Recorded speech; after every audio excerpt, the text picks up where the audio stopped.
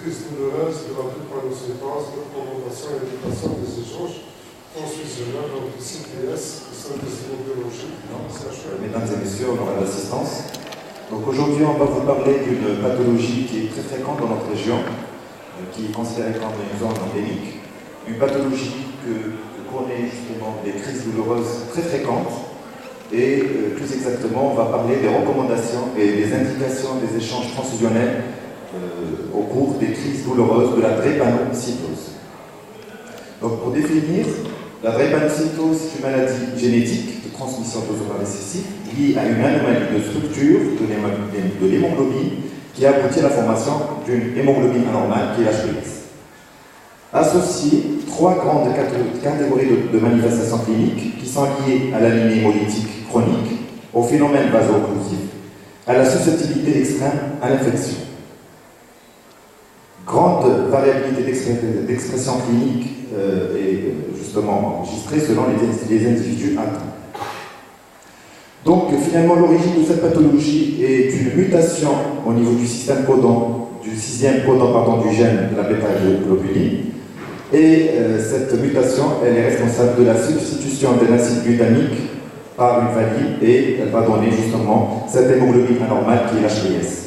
Donc à faible pression d'oxygène, cette HbS va polymériser et va cristalliser, entraînant une déformation du globule rouge, une falciformation, et avec sa propriété d'hyperadhésivité endothéliale, donc on aura la survenue des crises vaso-occlusives. Donc pendant ces crises vaso-occlusives, la douleur elle est très fréquente et qui constitue le motif majeur pour le recours aux urgences et à l'hospitalisation. Le mécanisme de cette douleur précis de la crise douloureuse reste méconnu. Donc il est dû à un blocage des hématies pourvu d'HbS polymérisé dans les petits vaisseaux, dû à une ischémie, à un infarctus local, une nécrose tissulaire, etc. Donc cette douleur est évaluée, surtout chez les enfants, par l'échelle Usher. Donc là, il y a une étude qui a été faite en Californie, diapo s'il vous plaît, sur 27 patients drépanocytaires, donc hospitalisés dans un cadre d'urgence, diapo précédente s'il vous plaît, et qui a révélé que le score à l'arrivée à l'hôpital était en moyenne de 84, plus ou moins 9,9 à l'échelle Usher. Donc, ces patients qui sont hospitalisés suite à une douleur sévère, donc ils vont bénéficier d'une conduite à tenir par un traitement médical, donc à commencer dans un premier temps avec le méopa, avec les dérivés opiacés. Si évaluation après 30 à 60 minutes, s'il y aura un échec, donc on passe directement aux dérivés hémophiliques associés au paracétamol et à l'ANS. Donc cette conduite à tenir médicale a été amplement discutée la matinée de cette journée. Donc en cas d'échec, après 48 heures de traitement médical, diapo s'il vous plaît, donc là on passe directement à le deuxième justement alternative, la deuxième alternative qui est la transfusion. Alors le but de la transfusion, c'est la diminution du pourcentage d'hémoglobine anormale, c'est-à-dire l'hémoglobine S. Parfois aussi en cas d'anémie sévère, la transfusion donc, va augmenter le taux d'hémoglobine sans jamais dépasser 10 à 11 grammes par décilitre en raison du risque d'hyperviscosité. Donc ces modalités, donc on peut préconiser une transfusion simple, soit un échange transfusionnel. Pour la transfusion simple, elle est indiquée généralement de manière ponctuelle, souvent dans le cadre de l'urgence. Elle est réservée aux patients ayant un taux d'HbA inférieur en général à 6 grammes par décilitre dans la drépanocytose homozygote. Et le taux d'Hb post-transfusionnel ne devra jamais dépasser 10 grammes par décilitre, sous peine d'aggraver ou déclencher une crise vaso-occlusive par augmentation de la viscosité sanguine. Alors, le deuxième alternative, c'est les échanges transfusionnels. Là, il faut savoir qu'il y a deux modalités, soit en effectuant un échange manuel, soit un échange érythrocytaire automatisé. Alors, concernant l'échange manuel, c'est un acte transfusionnel associant une saignée et une transfusion. Il est réalisable sur une seule voie d'abord, ne nécessite pas d'équipement sophistiqué et il est justement connu qu'il y a un risque d'hémocédérose par rapport à ce mode d'échange transfusionnel. En ce qui concerne l'échange, s'il vous plaît, diapo, érythrocytaire, donc qui est défini par une soustraction élective de globules rouges, composée par des concentrés de globules rouges à l'aide d'un séparateur de cellules. Il nécessite deux voies d'abord. Il y a une possibilité de traiter des volumes sanguins importants sans risque d'hypovolémie, et il permet de travailler à hématocrite constant, et éviter ainsi l'hyperviscosité et l'hémocédérose. Alors, les indications de cet échange fonctionnel, dans le cas où l'échange fonctionnel il se fait d'une manière ponctuelle et curative, donc le but est de diminuer le taux d'HV anormal au-dessous de 30 à 40%. Donc, il est indiqué dans les syndromes thoraciques aigus, dans les AVC, dans les séquestrations hépatiques, dans le priapisme aigu et dans les crises vaso-occlusives résistantes aux antalgiques majeures. Lorsqu'il est indiqué justement, indiqué dans les situations ponctuelles à raison préventive, donc cet échange peut se faire pour la préparation à un acte chirurgical en cas de grossesse et aussi une préparation pour un long voyage. Alors, l'échange fonctionnel utilisé au long cours, donc il est indiqué s'il y a des antécédents d'AVC, s'il y a un priapisme récidivant, une crise vaso-occlusive récidivante et une défaillance multiviscérale. Alors, il existe des recommandations pour cet échange fonctionnel. On va commencer par la recommandation immunohématologique. Donc, il faut savoir qu'il y a des analyses à respecter avant de transfuser. Donc, il faut réaliser un groupage ABO, sanguin ABO-Rufus, bien sûr, phénotype élargi si c'est possible, faire une recherche d'agglutinin régulière et faire aussi une épreuve de compatibilité avant transfusion.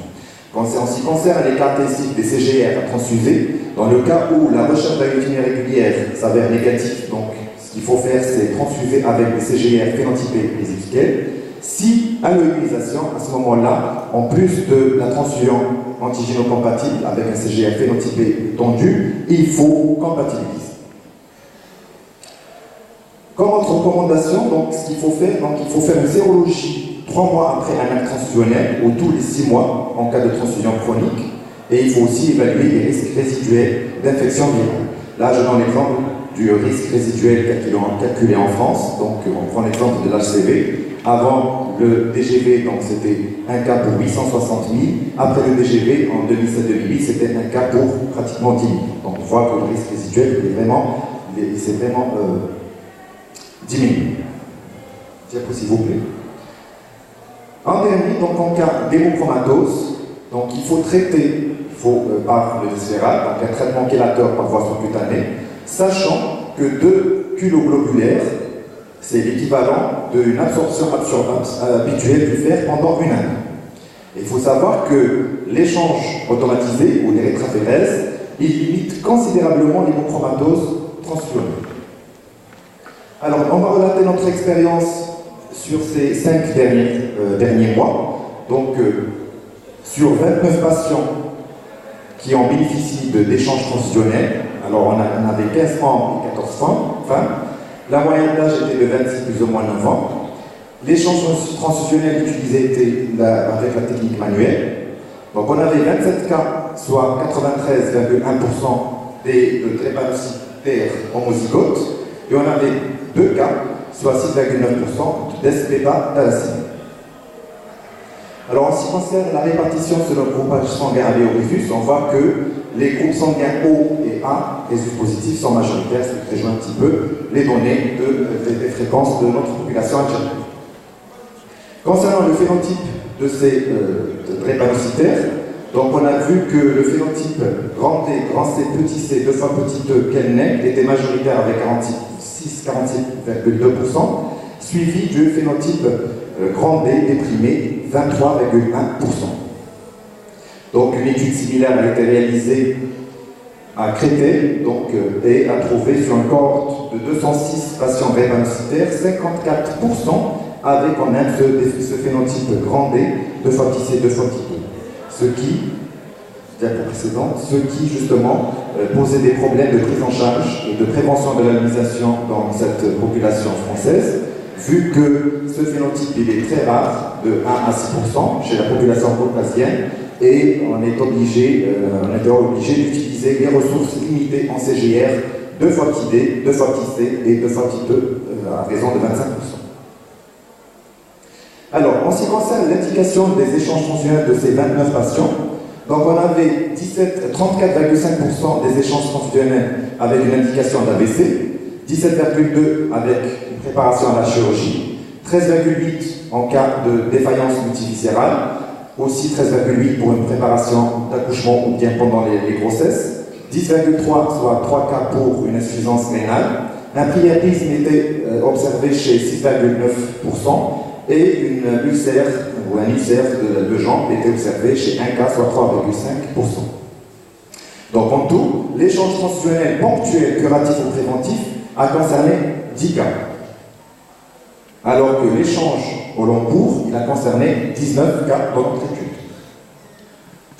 Donc au Brazzaville, une étude similaire a été faite récemment, et on a trouvé 9 cas d'échange transfusionnel ont été justement réalisés dans un cadre d'urgence et 33 cas dans un cadre chronique ou échange transfusionnel programmé. On s'est intéressé au rythme transfusionnel de nos patients, de ces 29 patients, et on voit que 31 cas, ou de 9 cas, 31% avaient un rythme transfusionnel à raison de 2 globulaires phénotypés chaque 3 mois, s'il vous plaît, et ils avaient comme indication la défaillance multiviscérale, le priapisme et la chirurgie. Alors 27,5% avaient des AVC et a concerné des patients qui ont été transfusés une fois chaque 5 mois, c'est-à-dire des transfusions ponctuelles. 20,6% des patients avaient une transfusion chaque 2 mois et ça concernait des indications telles que l'AVC et la grossesse. Et un seul cas où vraiment il y avait des transfusions qui s'étaient très rapprochées à raison de 2 globulaires phénotypés chaque 15 jours. Et ce cas a concerné une insuffisance rénale. Donc en ce qui concerne la séroprévalence de nos patients, donc, on avait trouvé que chez les 29 cas étudiés, 5 avaient une HCV avec 4 anciennes contaminations, un nouveau cas qui a été positivé récemment, ces derniers jours, un cas d'HIV mais non confirmé et un cas d'hépatite B. Dans l'étude de Françoise Brice à Créteil, donc à Bicêtre, sur 40 patients, donc ils ont trouvé 5 cas d'HCV, soit 12,5%, avec une contamination pendant les échanges transfusionnels. Aussi, il y a une étude qui a été faite en Congo, donc là aussi, ils ont trouvé un cas qui était probablement une contamination pendant les échanges transfusionnels de l'hépatite C. Donc en conclusion, d'expression très variable, la drépanocytose peut conduire à des complications graves pouvant engager le pronostic viral. Et dans l'arsenal thérapeutique contre les crises douloureuses vaso-occlusives, l'échange transfusionnel reste aujourd'hui un élément majeur du traitement, tant dans des situations d'urgence que dans un cadre de transfusion itérative programmée. Je vous remercie de votre attention. Merci,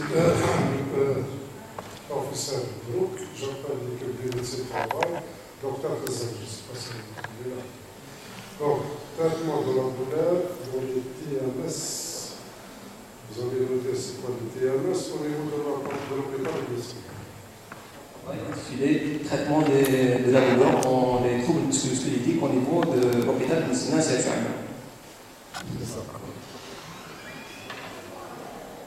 Comme introduction, nous avons défini les troubles musculo-squelettiques. Elles recouvrent diverses maladies liées à des postures du travail extrême, aux efforts excessifs et aux gestes répétitifs en milieu professionnel. On voit là quelques schémas descriptifs de la douleur. Elle est peut-être articulaire avec une raideur, des maladresses et une perte d'attention. Ces troubles entraînent des douleurs et des gènes handicapantes lors des mouvements qui peuvent avoir des répercussions importantes sur la vie professionnelle et privée des salariés atteints. Une définition de douleur a été déjà citée, c'est une expérience sensorielle et émotionnelle désagréable associée à un dommage tissulaire présent ou potentiel ou décrit en termes d'un tel dommage. Nous avons noté que les troubles musculo-squelettiques motifs fréquents de consultation en médecine du travail nécessitant une prescription médicale surtout à base d'antalgique empiriquement, elle aboutit à une automédication. Il faut définir l'automédication, c'est un traitement pharmaceutique institué par le patient lui-même sans avoir au préalable un avis du pharmacien ni d'une prescription médicale. Les objectifs de notre étude, c'est de déterminer les fréquences de TMS par catégorie socio-professionnelle, d'évaluer la consommation des médicaments ANS et corticoïdes et antalgiques par les personnels hospitaliers souffrant de TMS, déterminer l'importance de l'automédication. Matériel et méthode, c'est l'étude rétrospective portant sur 277 dossiers médicaux.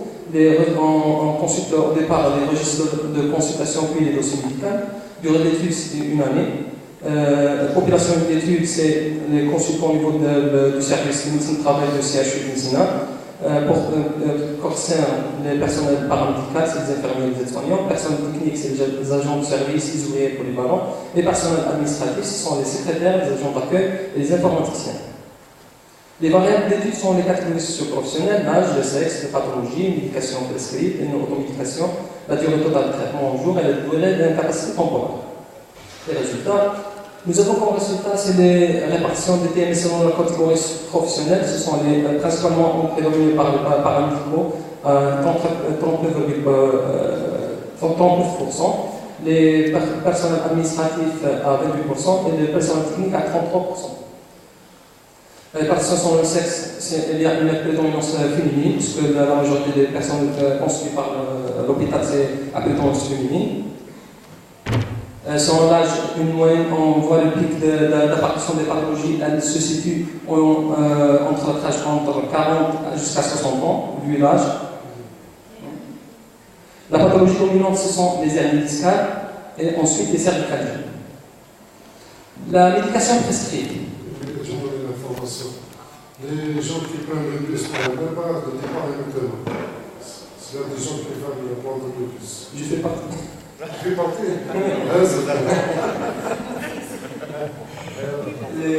On voit que les ANS sont total de 59%, 52,9%. C'est la répartition selon l'automédication. On voit que les ANS sont prédominants à 42,3%. En plus, les associations ANS et antalgiques à 25,5%. La répartition sur la durée totale de traitement en jour, on voit que c'est une moyenne de 10 jours jusqu'à 1 mois. Selon l'incapacité temporaire, c'est les arrêts de travail qui peuvent aller de 8 jours avec un pic qui peut aller jusqu'à 30 jours. La description, c'est la fréquence TMS. La fréquence TMS est estimée à 18,4%, ce qui est concordant sur le résultat des études nationales de Chahid à 23% et Métaï à 12%. Selon la catégorie socio-professionnelle, prédominance du personnel paramédical à 39%, technique à 33%, administratif à 28%, ce qui est en concordance avec une étude québécoise de Dr Michel Artel. C'est le travailleur manuel qui représente 31% de la population d'études. Le sexe, une prédominance féminine à 72%. Les populations adultes avec une moyenne d'âge qui est à 44,7 ans, avec des extrêmes qui peuvent aller de 20 à 59 ans. La pathologie dominante, ce sont les cervicalgies à 27,4%, les hernies discales à 25,5%. Le type d'antalgique prescrit, ce sont les ANS à 52%, puis on trouve les associations ANS antalgiques à 33% et les ANS corticoïdes à 13%. L'automédication, il est à remarquer que l'importance de l'automédication chez le personnel paramédical, qui est estimée à 57,7%, ce qui est concorde avec l'étude de Fassler, où le personnel paramédical consomme plus de médicaments, surtout en antalgique, que le reste de la population. L'auteur explique ce phénomène par le fait que tout au long de leur carrière, les paramédicaux développent un processus de banalisation des médicaments. Durée totale de traitement, elle est estimée en moyenne entre 10 à 90 jours, mais nous n'avons pas pu déterminer la durée d'automédication. Durée d'incapacité, on peut passer. En conclusion, les TMS sont une pathologie fréquente au niveau de consultation du service de médecine de travail. Une personne sur 5 en souffre, générant une consommation importante des antalgiques et aboutissant dans la moitié des cas à une automédication. Le traitement de la douleur fait l'objet d'une demande fréquente au comptoir des pharmaciens, estimée à 99%. C'est une étude qui a été faite par le quotidien pharmacien du pharmacien en partenariat avec un laboratoire OMG en mars 2012. L'importance de cette automédication suscite un débat actuel opposant ceux qui sont favorables, par exemple en France, les représentants des industriels de médicaments, par exemple, c'est la FIPA, intérêts communs des patients, qui cherchent les intérêts communs des patients, des pharmaciens et des industriels de médicaments, et ceux qui s'opposent du fait des effets néfastes, non-respect de la posologie, effets secondaires, interactions médicamenteuses et risques iatrogènes. Merci pour votre attention.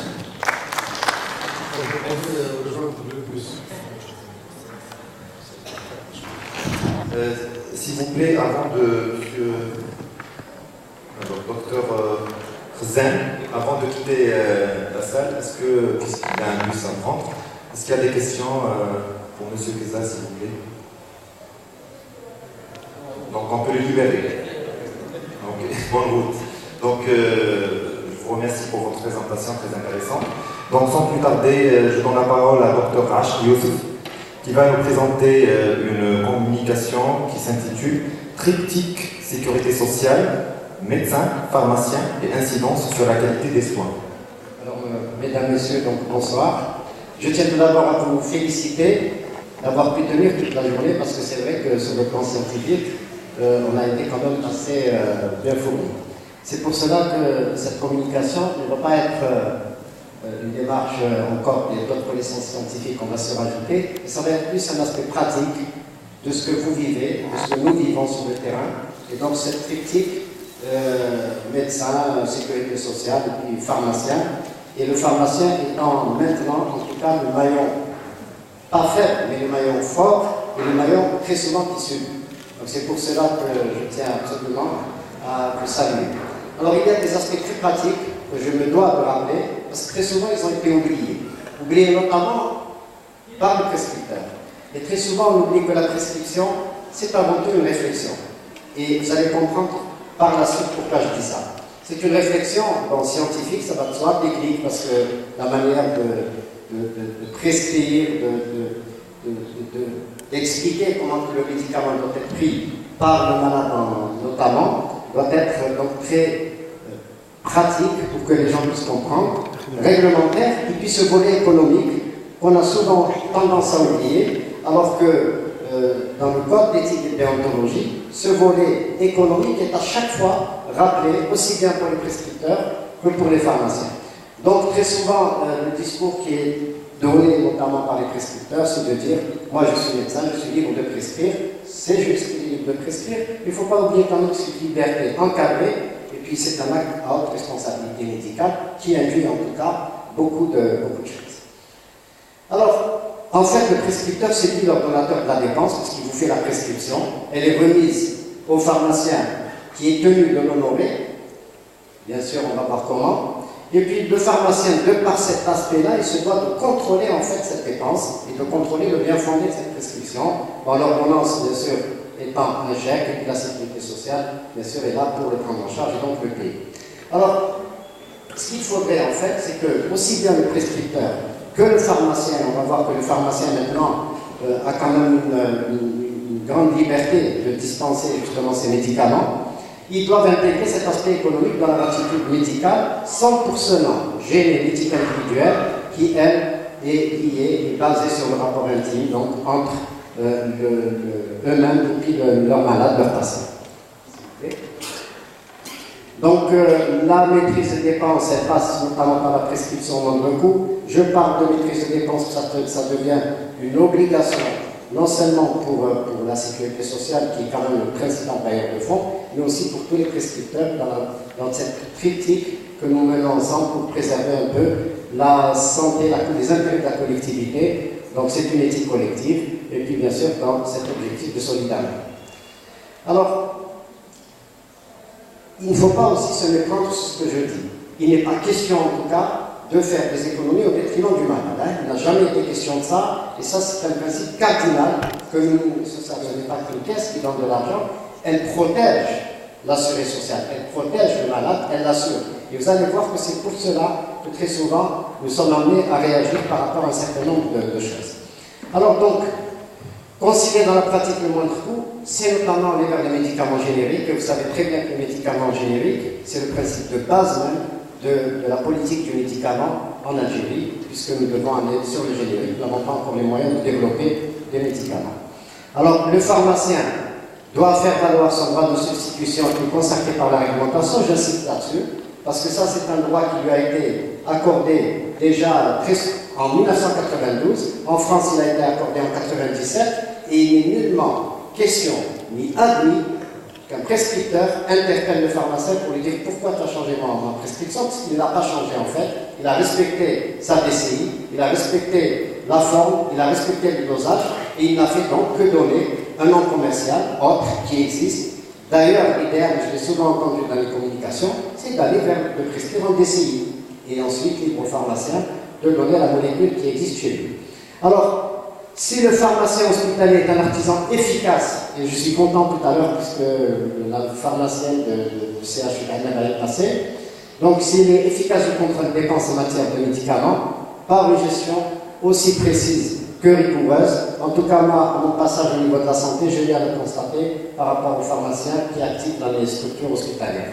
Alors, et quoi qu'on en dise, le pharmacien d'officine, lui aussi, peut jouer, et il joue déjà actuellement un rôle analogue en tout cas, en ce qui concerne les maîtrises de dépenses, au niveau des prescriptions en ambulatoire, notamment en faisant jouer donc ce qui existe déjà dans son logiciel, les conditions de remboursement, le contrôle des prescriptions et après.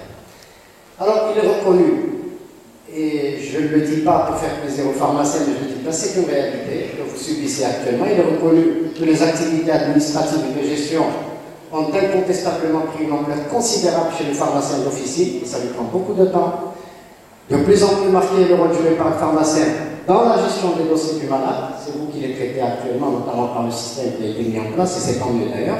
Et puis à ces tâches administratives s'ajoutent de très lourdes responsabilités en matière de gestion des stocks et de la gestion financière, parce que son officine doit être viable aussi.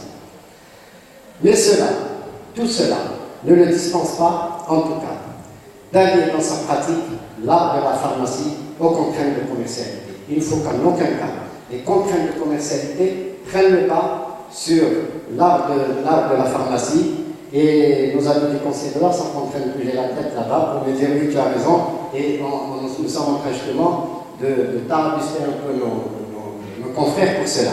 Donc dans certains cas, le pharmacien trop pris par son activité commerciale cesse parfois d'être dispensateur de médicaments, il aurait dû rester, et devient un seul distributeur de spécialité. Alors ça, on le voit souvent, malheureusement, en ce qui concerne les vendeurs en pharmacie. C'est pour cela que la formation des vendeurs doit être plus complète, et il faudrait très vite aller, d'ailleurs je félicite nos amis du Conseil de l'Ordre parce qu'ils ont fait cette proposition, d'aller vers la notion de pharmacien assistant, pour justement pouvoir assister le pharmacien lorsqu'il est absent de sa pharmacie, avec tous les dégâts que ça peut faire.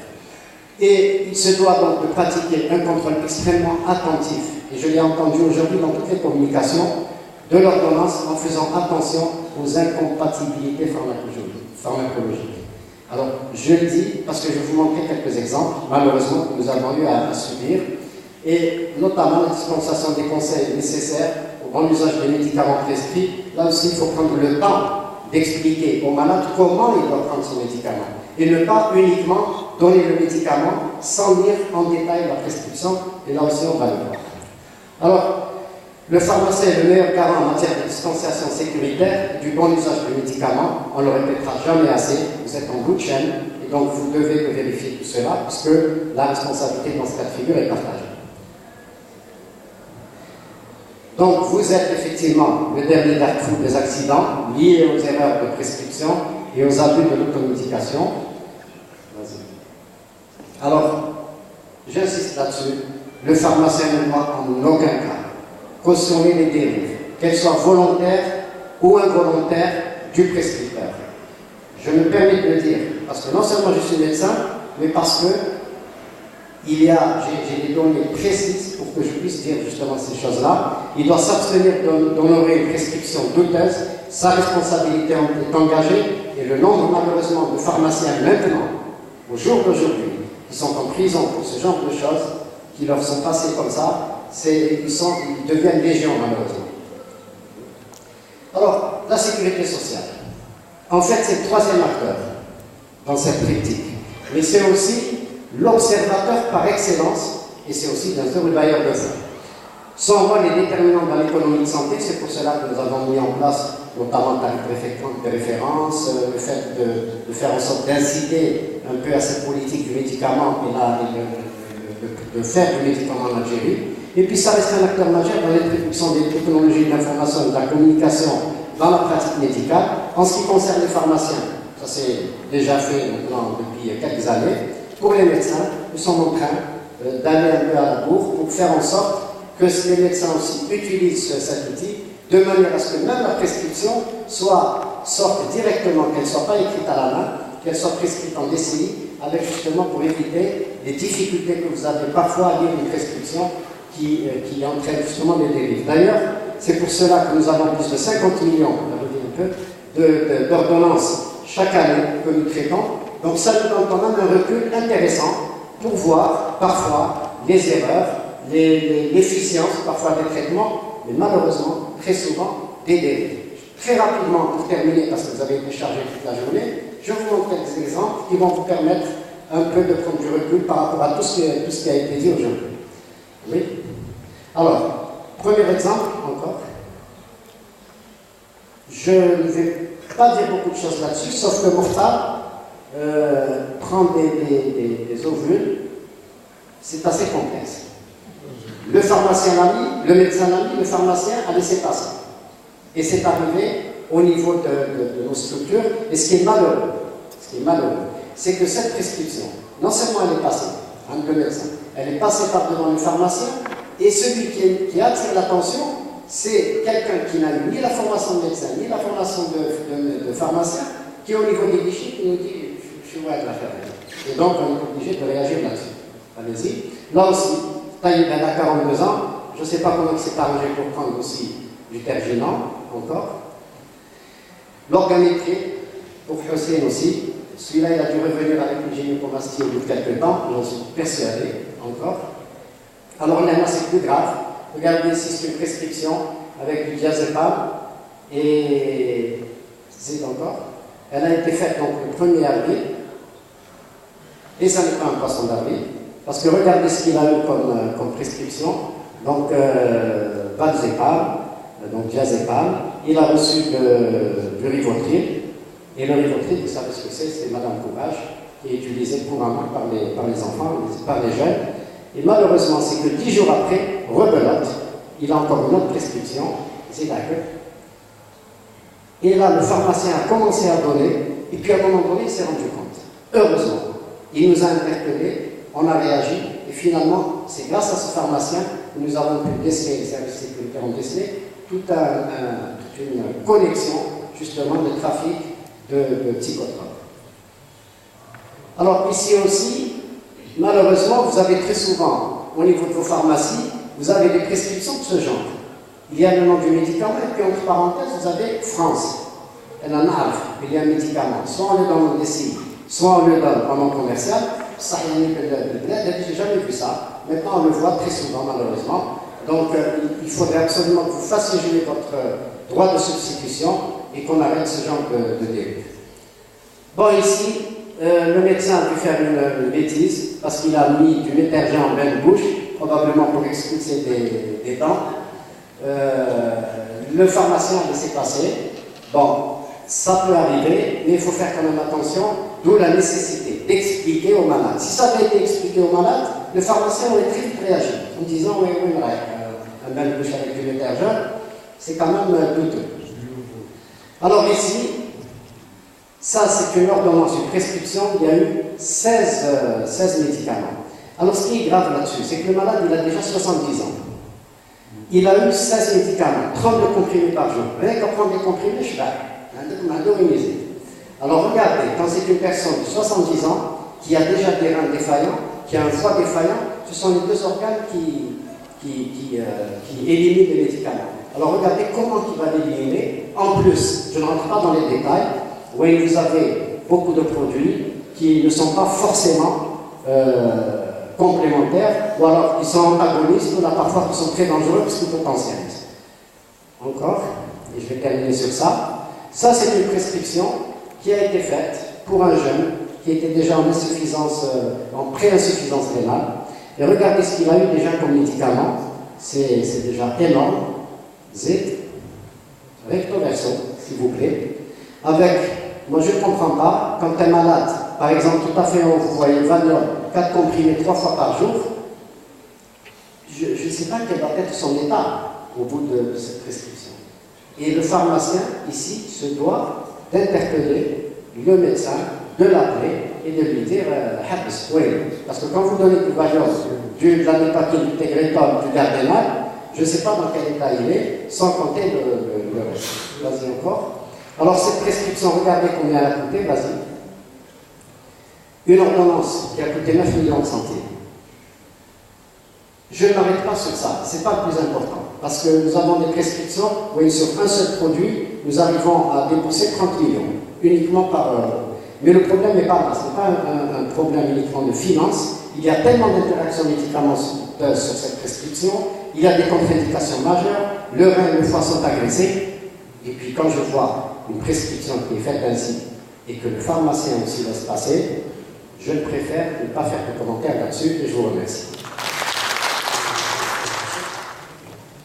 Pour des cas bien illustrés, donc j'appelle Levatis normalement, c'est ça. Levatis. Vous êtes dans le CIF.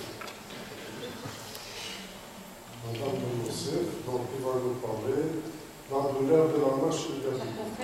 Je vais donc vous entretenir de la place du pharmacien en officine surtout, donc par rapport à la douleur de son client et particulièrement des prescriptions des anti-inflammatoires non stéroïdiens forme topique. Voilà, donc je vais faire une petite redite. Je pense qu'on a dit que le pharmacien est souvent confronté à une demande d'un médicament, souvent pour traiter une douleur, et que dans 96% des cas, le patient demande surtout un antalgique qu'il veut consommer immédiatement, soit qu'il ne veut pas aller chez le médecin, ou alors il pourrait y aller plus tard, donc il veut quelque chose pour le soulager rapidement. Alors ça peut être une crise douloureuse, comme une migraine, une céphalée, souvent des douleurs articulaires, musculaires, et parfois des douleurs dentaires, et bien d'autres douleurs. Donc le rôle du pharmacien est tout d'abord d'aider à soulager la douleur de la personne qui se présente devant lui, mais il faut absolument qu'il ait un rôle de conseiller et d'orientation. Il ne doit pas nuire surtout, et donc il a une obligation de se renseigner, ne serait-ce qu'un petit peu, sur l'état de santé de la personne qui vient devant lui, de ses antécédents, ses pathologies, ses traitements. Je pense que souvent le patient qui se présente devant lui, c'est un client qu'il a l'habitude de voir, donc il connaît un petit peu ses pathologies, et donc il doit absolument veiller à cela. Il ne vend pas seulement, il ne faut pas qu'on parle de vendeur en pharmacie, c'est péjoratif. Il a un rôle critique, il a un rôle de discernement et de collaboration avec le médecin prescripteur qu'ils peuvent parfois avoir à contacter, même par téléphone, et ça serait bien que ce se fasse plus souvent. Les médicaments, malheureusement, certains sont en vente libre et non remboursables. C'est pour ça que le pharmacien a toute son importance dans ce cas-là, car c'est lui donc qui va orienter ce client. Quel rôle l'officine? Le pharmacien est un vrai professionnel de santé à part entière, c'est le dernier maillon de la chaîne après la prescription du médecin, mais sinon il est seul devant son client à décider. Et il a une mission de respect de la vie de la personne humaine. La dispensation du médicament et des produits de santé, c'est lui qui doit le faire. Il doit garantir le malade contre une mauvaise utilisation des spécialités qui sont prescrites. Et aussi, il favorise l'observance de la prescription en informant et en rassurant. Dispenser un médicament, c'est le code de déontologie des pharmaciens. Le pharmacien doit assurer dans son intégralité l'acte de dispensation du médicament, associant à sa délivrance l'analyse d'abord pharmaceutique de l'ordonnance médicale si elle existe, donc il doit savoir l'analyser, c'est ce que disait notre confrère précédemment, et la préparation éventuelle de doses administrées, qui se fait de moins en moins, et aussi la mise à disposition d'informations et de conseils nécessaires au bon usage des médicaments.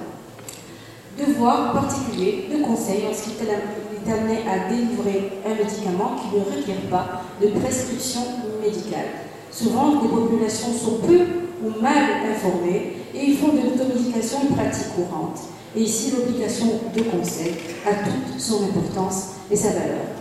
Alors, sa responsabilité, c'est effectivement d'assurer la vigilance en matière de traçabilité, de surconsommation médicamenteuse et de risque iatrogène. C'est un rôle essentiel en matière de sécurité sanitaire.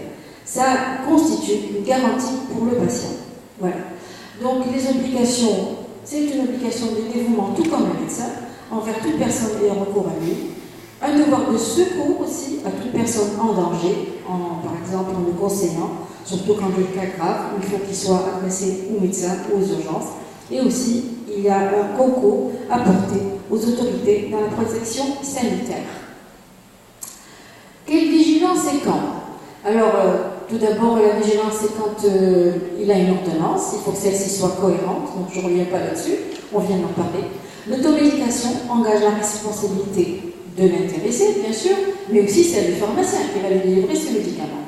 Donc, en l'absence de prescription médicale, il se doit de rappeler le bon usage du médicament et prendre un peu de son temps pour expliquer comment, quelle dose et quand. Les produits d'automédication, c'est surtout des antalgiques, dans 45 à 70% des cas, et aussi des anti-inflammatoires non stéroïdiens, surtout quand nous avons des douleurs ostéo-articulaires. Alors, je viens de lire un article qui est paru hier. On a parlé de l'automédication ou l'automédication, c'est-à-dire ça peut être vraiment un coup de hasard sur les médicaments sans ordonnance, car la santé n'est pas un jeu de hasard, bien au contraire. Il y a eu le déremboursement de beaucoup de médicaments en France, par exemple, et ceci a alimenté le marché de l'automédication à tel point qu'il y a une progression de plus de 3% par an qui a été recensée très récemment.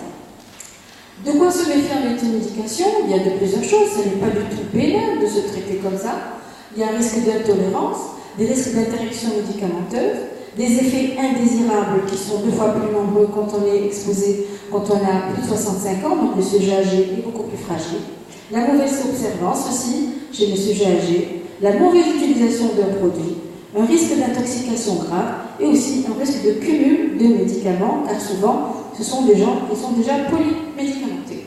Quelles sont les demandes et les plaintes les plus fréquentes? Alors c'est des douleurs surtout, et nous chez nous, puisque je suis rhumatologue de formation, c'est la pathologie ostéo-articulaire qui peut être aiguë, entorse, foulure, douleur lombaire, cervicale, pathologie traumatique mineure, des douleurs dentaires et des douleurs de la sphère ORL, des douleurs digestives également, colopathie, douleurs vésiculaires, douleurs urinaires, coliques néphrétiques également, des dysménorrhées également. Donc toutes ces douleurs céphalées sont des demandes qui peuvent donc atterrir uniquement chez le pharmacien. Autre plainte, j'ai essayé de recenser un peu tout, les diarrhées, la constipation, les rhinites diverses, les toux et divers médicaments tels que les somnifères par exemple, ou alors une demande de vitamines ou pour une pathologie dermatologique. Alors, quoi donner dans la douleur? Qu'est-ce que le pharmacien peut donner? Un antalgique, bien sûr. Surtout les antalgiques monoclassés de palier 1, le paracétamol, on vient d'en parler. Donc attention aux doses, les salicyliques, oui, mais vous savez que ça interfère sur la sphère digestive. Les anti-inflammatoires non stéroïdiens, c'est surtout l'ibuprofène qui est le plus sécurisant. Les autres INS, c'est dangereux de prescrire comme ça à la pilette. Allez-y. Le traitement local, donc je vais insister sur le traitement local. Il y a une large utilisation au quotidien en traumatologie et rhumatologie. Une fois sur deux, c'est de l'automédication. A priori, c'est un traitement sans danger. Mais il faut faire attention. On peut avoir une poésie, par exemple, donc le type de peau, des lésions préexistantes, et aussi parfois une intolérance cutanée à type d'irritation. Alors, quelle place pour les topiques, lesquels privilégier en toute sécurité? Alors, ce sont des produits qui sont connus depuis la nuit des temps, les topiques, hein, depuis qu'on a commencé à faire des extraits d'écorce de sol qui est en fait de la salicine. Et puis, il y a eu des premières données scientifiques qui sont apparues dans les années 1830 et pour leurs vertus antalgiques et antipyrétiques. Et depuis, les multiplications des formes d'application sont arrivées, les gels, les crèmes, patchs en plâtre, les mousses, les pommades, les sprays, et que sais-je. Alors, qu'est-ce qu'un topique? Un topique, c'est un traitement de topos, du grec qui veut dire lieu. C'est un traitement percutané, sans effraction de la peau, qui est le contraire de la mésothérapie. La formulation de base, c'est un principe actif en général, avec un excipient qui joue le rôle de vecteur du franchissement cutané. Plusieurs paramètres interfèrent. les caractéristiques physico-chimiques du vecteur, le coefficient de pénétration du excipient et aussi des facteurs liés au revêtement cutané. Il faut faire attention donc à l'altération cutanée, l'épaisseur de la peau, le sujet âgé, degré d'hydratation de celle-ci. La suite, s'il vous plaît. Les spécificités des anti-anesthésiens topiques, ils sont donnés pour leur visée antalgique, anti-inflammatoire et décontracturante. Les indications tendinite bursite, lésions traumatiques bénignes des tissus mous, lombalgie aiguë et aussi dans l'arthrose, surtout certaines localisations qui sont proches de la surface cutanée, particulièrement la gonarthrose et l'arthrose des doigts. Leurs avantages, ils sont certains, puisque ça évite le passage hépatique, il y a un faible passage systémique, le pic plasmatique est minimal, les effets indésirables généraux sont très réduits, on a accès à la zone douloureuse, on peut maintenir le traitement long terme, on fait participer le patient et c'est un traitement facile et c'est aussi une excellente alternative à d'autres voies d'administration avec les effets secondaires en moins. Les effets recherchés du topique, c'est soit la chaleur, qui a un effet antalgique par réchauffement cutané, l'amélioration de la circulation sanguine et la réduction des contractures musculaires. Parfois, il s'agit du froid, puisque le froid réduit l'œdème, les réactions inflammatoires par vasoconstriction. Nombreux travaux ont été faits sur les concentrations tissulaires de ces topiques dans la polyarthrite rhumatoïde. Par exemple, le diclofénac a été très étudié. Et le diclofénac en percutané, 3 jours avant synovectomie, retrouve une concentration supérieure dans la synovelle par rapport au plasma. Dans les maladies inflammatoires du genou et dans l'arthrose également, le liquide synovial a beaucoup plus de concentration de diclofénac par rapport au plasma. En préopératoire également, on a retrouvé qu'un traitement par un patch de 5 jours de diclofénac donnait une concentration synoviale supérieure à la concentration plasmatique de 36%. Allez-y. Les autres ANS ont été étudiés, l'ibuprofène, l'indométacine, etc., dans les pathologies inflammatoires et dégénératives du genou, et on a trouvé donc là aussi un rapport concentration tissulaire supérieur à la concentration plasmatique. Je vais laisser un peu plus vite, puisqu'on peut quitter la salle. On va évacuer, vous en faites pas, allons-y. Bon, une petite étude là pour vous dire que il y a eu des méta-analyses rigoureuses qui ont été faites par rapport à ces topiques, dont celle de Jordan en 2003 sur la gonarthrose, et qui trouve que donc, le topique est supérieur au placebo, avec une équivalence entre les topiques oraux et les formes anti-inflammatoires oraux et les topiques de la gonarthrose.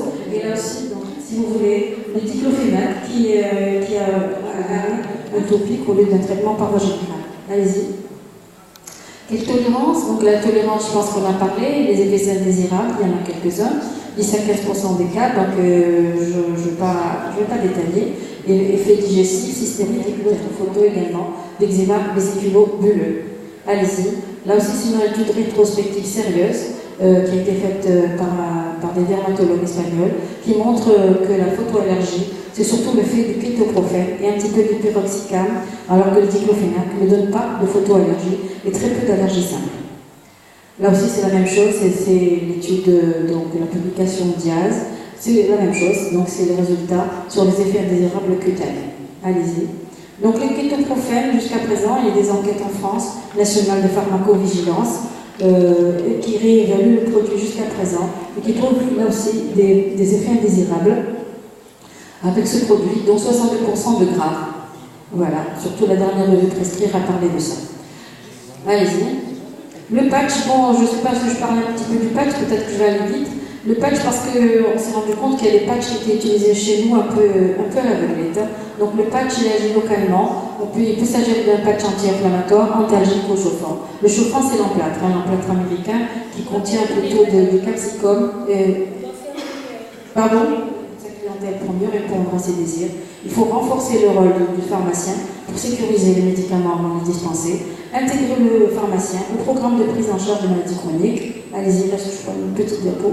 En fait, redonner sa place au pharmacien en tant que conseiller de santé, analyser l'ordonnance quand elle existe, informer le malade sur le médicament et pour tenir au quotidien, surtout demander conseil à son pharmacien. Merci. Pour cette communication, donc juste 2 ou 3 questions. Et on peut j'appelle Madame Lola. La question exposée des fautes professionnelles manifestes qui ont été faites par des médecins et des pharmaciens. Même quasi caricaturales, avec du tergitrans, des ordres, etc. La question que je pose, est-ce que la sécurité sociale a saisi les ordres concernés? Parce qu'il s'agit de fautes professionnelles. Théoriquement, pour protéger les assurés sociaux et protéger les malades, en application des lois et règlements qui encadrent les exercices médicaux et les lois de la République algérienne, théoriquement, la sécurité sociale doit saisir les autres concernés pour protéger les malades, qu'il y ait éventuellement des sanctions pour éviter ces fautes professionnelles. Or, très souvent, la seule sanction, elle est financière, c'est-à-dire c'est le rejet de l'ordonnance, ou si effectivement il s'agit de trafic de psychotropes, la justice est saisie et c'est normal, parce qu'il s'agit d'affaires pénales, etc. Je crois que même dans cette optique-là, normalement, les ordres doivent être saisis pour peut-être réaliser les prescripteurs ou les pharmaciens qui délivrent. Le corollaire, c'est que jusqu'au jour d'aujourd'hui, la sécurité sociale conventionne des praticiens, et notamment des pharmaciens, non inscrits au tableau de l'ordre, au mépris de la loi. Il ne s'agit pas d'une demande ou d'une volonté ou d'une bonne volonté. Il y a des lois qui régissent les activités réglementaires en Algérie, et notamment les activités médicales, et l'inscription à l'ordre, nul ne peut exercer l'activité de médecin ou de pharmacien supplémentaire s'il n'est pas inscrit au tableau sous peine de sanctions pénales qui sont définies par l'article 243 du Code pénal, et les personnes qui travaillent avec sont considérées comme faire de la complicité d'exercice légal de la pharmacie et peuvent être exposées aux mêmes sanctions. Sans rentrer, bien sûr, dans ces possibilités-là, il est clair qu'au jour d'aujourd'hui, il est fondamental que la sécurité sociale, à l'instar des modèles dont c'est inspiré, qu'elle mette en place des chambres disciplinaires, ce qu'on appelle des chambres sociales, c'est-à-dire qu'il y a des chambres disciplinaires qui existent au niveau des ordres, qui traitent avec la sécurité sociale des problématiques de la faute professionnelle, et c'est comme ça que nous pourrons préserver la santé de nos concitoyens et éviter ces fautes manifestes. Et bien sûr, ça passe par l'application de la loi et de conventionner, bien sûr, que les gens inscrits au tableau. J'ai des questions, je n'ai pas de dialogue. Votre commentaire de la somme. Ensuite, vous avez une réponse de votre et pris en charge dans la mesure où il y a justement, nous sommes en pleine phase de réforme, et que cette chambre justement est à l'ordre du jour entre la sécurité sociale. Il y a la triptyque sécurité sociale santé, et nous avons souvent interpellé la santé qui, elle, actuellement, peut directement interpeller. Parce que nous sommes dans une attitude où la réglementation encore, à l'heure actuelle, ne nous permet pas d'aller directement en ce qui concerne maintenant les pharmaciens.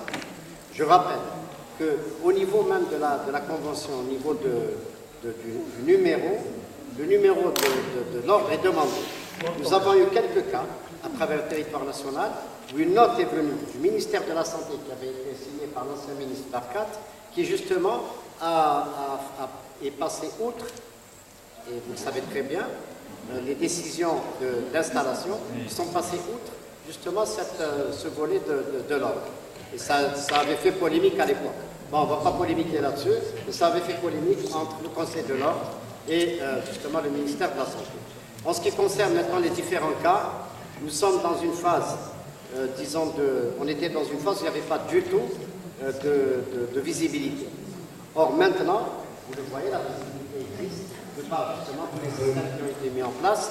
Et je rappelle juste une chose, c'est qu'il va y avoir, dans les jours à venir, nous sommes en pleine réforme encore une fois, et nous avons mis en place un système de contrôle immédiat, donc un logiciel de contrôle qui va interpeller et qui va, dans le cadre justement de ces chambres qui vont être mises en place entre le ministère justement et l'ordre, justement pour interpeller ce genre de pratique.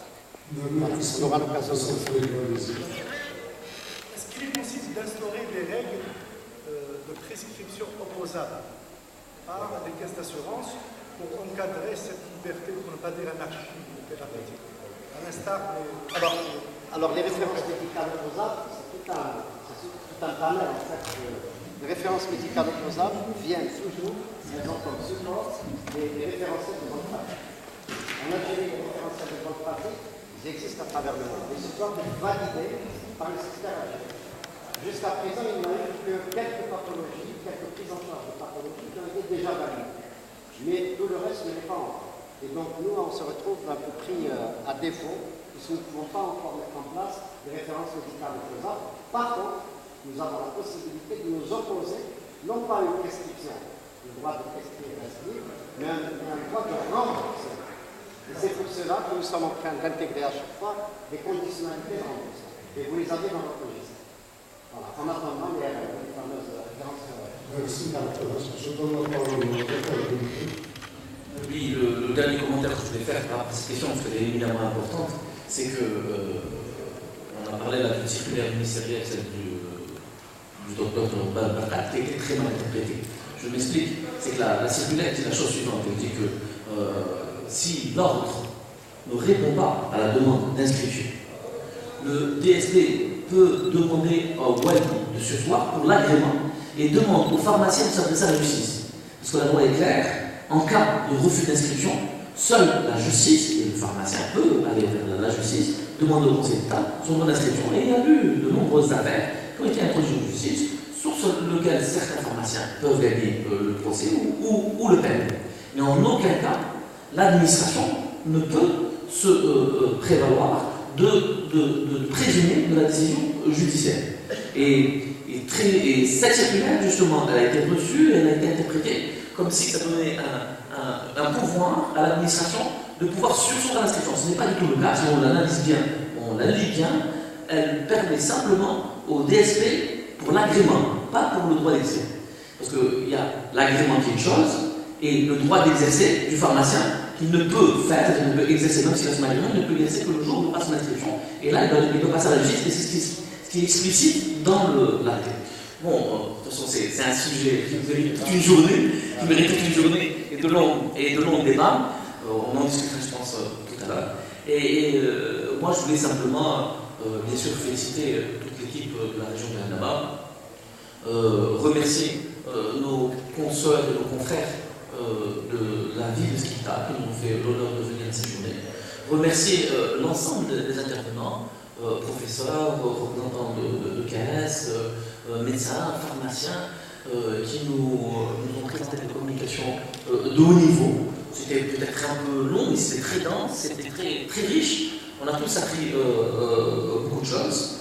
Je pense que c'est une journée qui est toujours au niveau des journées présentées et proposées par la section régionale de Annaba. Elle nous a permis aussi de découvrir cette belle ville de Skita. Comme nous remercions aussi, comme l'a fait tous les partenaires qui ont aidé la section régionale de Annaba d'organiser et d'animer ces journées. Et donc, au nom de l'Ordre national des pharmaciens, je déclare clôturer les 7e journées de la sorte de Annaba, en attendant, Inch'Allah, d'être ensemble pour les 8e journées. Et je vous remercie.